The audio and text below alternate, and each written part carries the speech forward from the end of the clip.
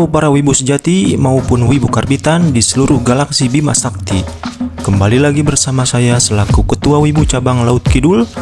Pada video kali ini saya akan melanjutkan alur cerita Kung Fu Boy Legend chapter 6. Bagi yang belum menonton chapter-chapter sebelumnya, bisa dicek di deskripsi atau kepoin aja channelnya. Seperti biasa, sebelum lanjut menonton video ini, pause terlebih dahulu dan siapkan cemilan seperti wafer tenggo, biskuit Roma, keri salut rasa koko pandan, Nissin crispy, dan sebagainya. Dan juga jangan lupa siapkan minuman seperti wedang jahe, kopi tubruk, Hizon, Pocari Sweat, dan STMJ agar nontonnya nyaman dan santai. Oke, langsung saja tanpa banyak berbasa-basi yang sebetulnya sudah banyak sekali. Inilah dia Kung Fu Boy Legend chapter 6.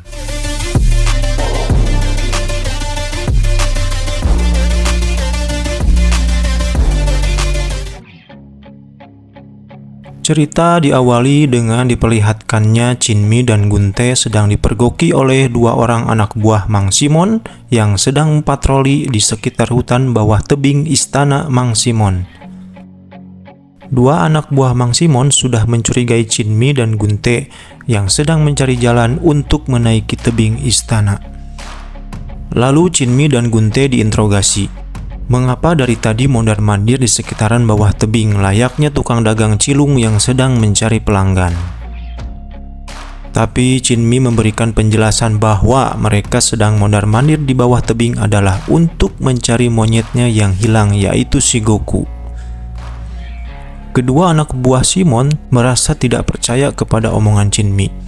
Tapi tidak berselang lama Chin Mi menemukan si Goku yang sedang bermain-main di atas pohon tepat berada di belakang mereka. Ketika Chin Mi akan menghampiri si Goku, salah seorang anak buah Simon melakukan gerak-gerik yang mencurigakan dengan mengeluarkan sebilah pisau dari sela-sela jarinya, dan Chin Mi pun menyadari hal tersebut. Tiba-tiba Chin Mi diserang dari arah belakang, tapi dengan sigap menghindari serangan tersebut lalu melakukan counter attack dengan tendangan kaki kirinya. Dan ternyata anak buah Mang Simon memiliki kecepatan yang cukup baik dan bisa menghindari tendangan Chin Mi. Lalu mereka pun bersiap untuk adu mekanik 1 lawan 1. Tanpa basa-basi, Gun Tae diterjang dengan tendangan kaki kiri yang kuat. Tapi kecepatan Gun Tae masih di atas penjahat tersebut. Serangan demi serangan dilancarkan Gun Tae dengan begitu khidmat. Kombinasi skill 1 lanjut skill 2, skill 3, lalu ulti membuat penjahat tersebut tumbang tidak sadarkan diri. Tersisa satu penjahat yang melawan Chin Mi dengan memakai 2 pisau di kedua tangannya.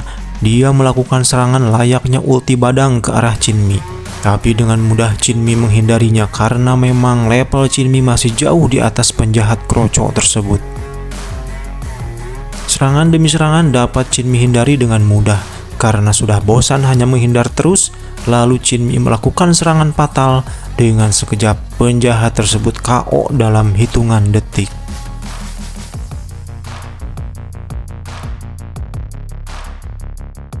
Setelah membereskan kedua anak buah Mang Simon, Chin Mi dan Gun Tae bergegas untuk segera menaiki tebing istana. Dengan waspada mereka melihat-lihat terlebih dahulu area sekitar. Takutnya masih ada penjaga yang berpatroli di sekitaran tebing. Ketika sedang berdiskusi yang tidak beres-beres, terdengar suara kerasak-keresek dari arah pepohonan di belakang mereka. Lalu mereka pun segera menghampiri arah suara tersebut. Dan ternyata itu adalah Daruto bersama anak buahnya yaitu si Babael. Mereka pun malah saling melongo terheran-heran.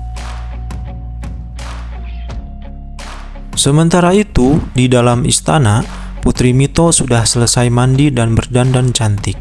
Lalu menghampiri Simon yang sedang memikirkan tagihan listrik karena tiap bulan selalu naik. Aduh. Simon pun terperangah dengan baju yang dipakai oleh Putri Mito. Dia heran kenapa di antara semua baju, Putri Mito malah memilih baju yang itu. Sepertinya baju itu membuat Simon ingat dengan seseorang di masa lalu. Ketika sedang asik-asiknya ngomongin baju, tiba-tiba masuk seorang pelayan dan memberitahukan bahwa hidangan makan siang sudah siap. Dengan menu maksi kali ini yaitu tumis oncom lenca, goreng tempe crispy, sayur toge tahu, dan menu spesialnya yaitu gejos kerupuk. Tapi setelah memberitahukan bahwa hidangan sudah siap, si pelayan bukannya pergi, dia malah terpesona dengan kecantikan Putri Mito. Ketika akan menyampaikan sesuatu, tiba-tiba Simon mengeluarkan 0,19% kekuatan dengan menyentil gelas yang ada di tangannya, dan pecahan kacanya melesat bagaikan peluru ke arah pipi si pelayan. Dengan wajah dingin, Simon pun menyuruh pelayan tersebut untuk meninggalkan ruangan jika sudah tidak ada keperluan. Lalu si pelayan pun segera pergi dengan wajah penuh ketakutan. Waduh, saya jadi gak sabar ingin lihat kekuatan Simon 100% ketika melawan Jinmi. Lalu cerita pun beralih ke Komandan Pegu yang sedang amuk-amukan karena mendapat surat dari Mang Simon bahwa jika putri ingin selamat maka harus ditebus dengan uang dan barang-barang berharga yang mereka bawa untuk hadiah kepada kaisar. Dia pun heran kenapa Simon sampai tahu sejauh ini. Komandan Pegu pun bingung dengan situasi yang dia hadapi. Jika sore nanti dia tidak menerima informasi dari Daruto, maka dengan terpaksa harus menuruti semua kemauan Simon untuk menyelamatkan Putri Mito. Tapi tentunya hal ini akan mencoreng nama baik kerajaan mereka karena barang-barang yang akan dihadiahkan untuk kaisar sudah rungkad dipakai untuk menebus Putri Mito. Kembali ke tempat Jinmi dan kawan-kawan, Jinmi sedang memperkenalkan kepada Daruto siapa sebenarnya mereka ini. Dan ketika disebutkan bahwa Jinmi merupakan seorang guru kungfu yang berasal dari kuil Dairin, Daruto kaget karena kungfu kuil Dairin sangat terkenal sampai ke kerajaan mereka. Lalu Daruto penasaran dengan alasan yang sebenarnya mengapa Jinmi dan Gunte ingin terlibat dalam penyelamatan Putri Mito. Padahal mereka tidak mengenalnya sama sekali. Di tempat lain, anak buah Simon yang rambutnya belahwe seperti Tao Mingse sedang melakukan patroli bersama beberapa orang baladnya. Mereka menemukan dua orang penjaga yang berhasil dikalahkan oleh Jinmi dan Gunte dalam posisi seperti sedang tertidur. Padahal mereka pingsan karena dihajar oleh Jinmi dan Gunte. Melihat situasi yang mungkin sedikit gawat, si rambut mirip Tao Mingse memerintahkan kepada semua baladnya untuk segera mencari pelakunya, dan mereka pun segera bergerak. Ketika Jinmi dan kawan-kawan masih juga berdiskusi yang tidak penting, tiba-tiba dari arah hutan belakang terdengar suara kokorosokan. Jinmi pun menyadari bahwa kali ini penjaga yang datang mungkin lebih dari 2 orang. Dan ternyata benar, kelompok patroli yang dipimpin oleh si rambut mirip Tao Mingse sudah mendekat. Mereka terus mencari keberadaan Jinmi dan kawan-kawan, tapi Jinmi tidak mau gegabah, karena jika mereka bertarung di sini dengan jumlah lawan yang banyak, maka akan membuat kegaduhan dan akan berpotensi diketahui oleh penjaga yang lainnya.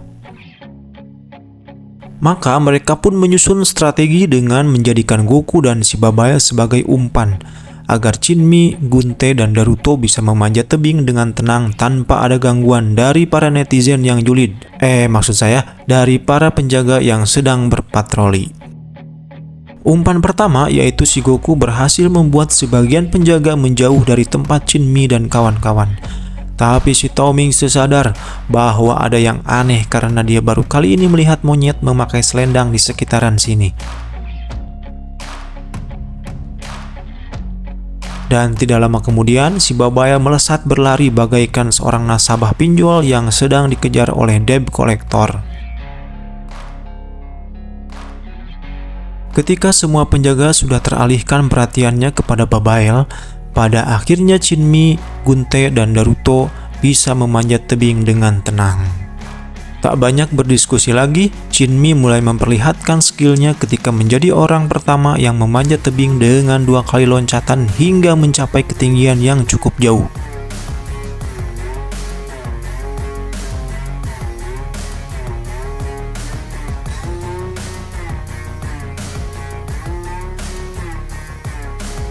Gunte dan Naruto pun terkagum-kagum dengan keahlian Chinmi. Lalu disusul oleh Goku, Gunte, dan Naruto yang memanjat tebing mengikuti pola gerakan Chinmi.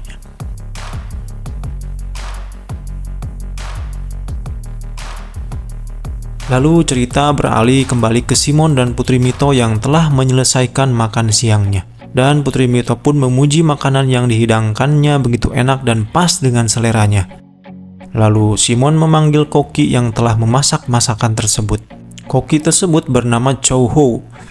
Dia begitu senang campur sedih karena ada yang memuji makanannya begitu tulus.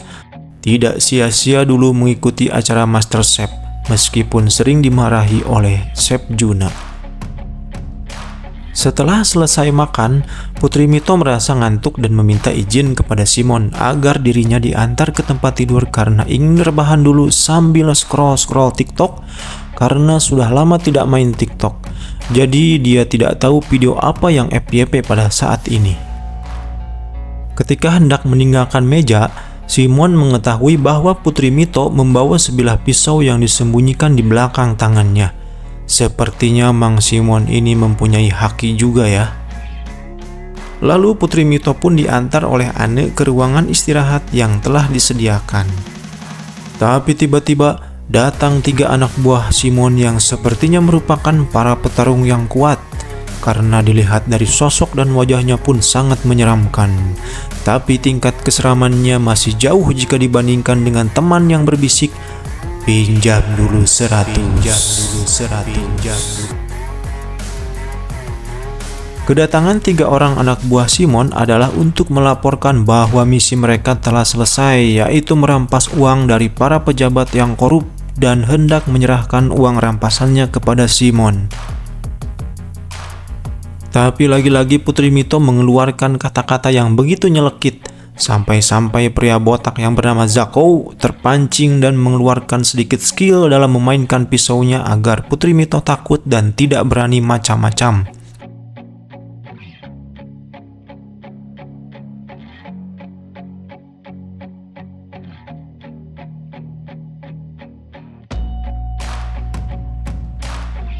Tapi Shimon menyuruh mereka untuk beristirahat dan membiarkan Putri Mito untuk segera tidur.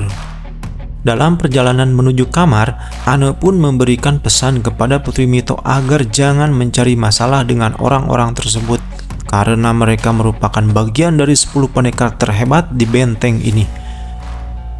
Alih-alih merespon pesan Anne barusan, Putri Mito malah menanyakan tentang baju yang dipakainya itu karena dia merasa ada sesuatu yang lain dengan baju tersebut. Instingnya berkata bahwa pemilik baju itu adalah orang yang spesial bagi Shimon. Tapi Anne tidak mau membahasnya dan segera meninggalkan ruangan agar Putri Mito bisa beristirahat dengan tenang. Kembali ke Chinmi CS yang sedang memanjat tebing, mereka telah berhasil memanjat hampir setengahnya. Namun masih banyak bagian-bagian yang sulit dan terjal yang harus mereka lewati untuk bisa sampai ke puncak. Mampukah Chinmi CS sampai ke puncak dengan selamat? Cerita pun bersambung.